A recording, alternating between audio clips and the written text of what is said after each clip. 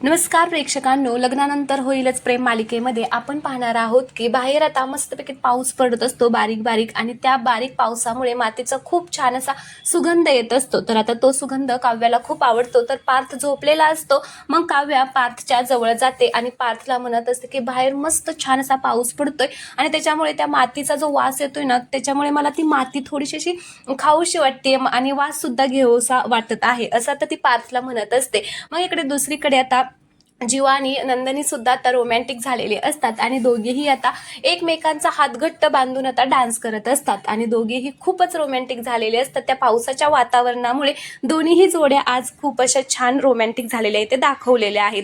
तर ते दोघे जण छान असं एकमेकांना टाइम देत डान्स करत असतात. तर इकडे आता पार्थ काव्यासाठी माती आणण्यासाठी बाहेर गेलेला असतो आणि आता तो बाहेरून माती घेऊन येतो. तर त्याचे पाय पाऊस पडल्यामुळे चिखल झाल्यामुळे पाय त्याचे फरशीवरती तसेच उठतात मातीचे. तर आता मानिनी म्हणत असते की अरे पार्थ, हे काय बघ, तुझे पाय किती घाण केलेले आहे फरशी तू, आणि मग ती त्याला मारत असते.